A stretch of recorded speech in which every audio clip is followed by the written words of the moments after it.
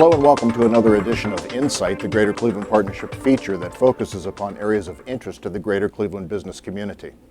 I'm Steve Leutner, and joining me today is Brian Hall, Executive Director of the Commission on Economic Inclusion, which is a program within the Greater Cleveland Partnership. Hi, Brian. Good morning, Steve.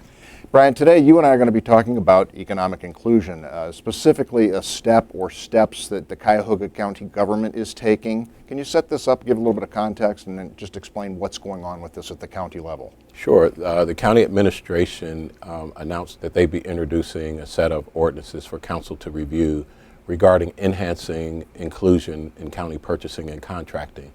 That was a result of a study that was undertaken by Cuyahoga County around their efforts over the last decade or so to be more inclusive, and actually a disparity study which resulted in the realization or the fact-finding that minorities and people of color had not been participating in equitable or significant numbers in the county purchasing and contracting.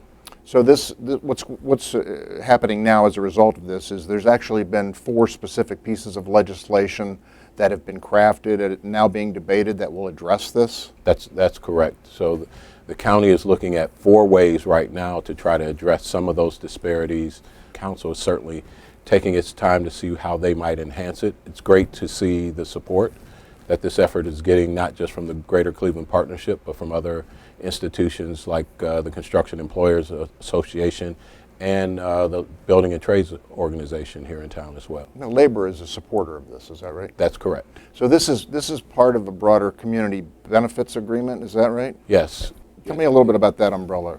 So in 2013, the Greater Cleveland Partnership, along with 9 other organizations, signed an MOU around community benefits policy directed at the private sector. It was really saying that while the public sector can set certain rules and laws about contracting, we wanted to see the private sector step up voluntarily and participate and have more inclusion in their projects. The Greater Cleveland Partnership has always regarded economic inclusion as an important piece of their work.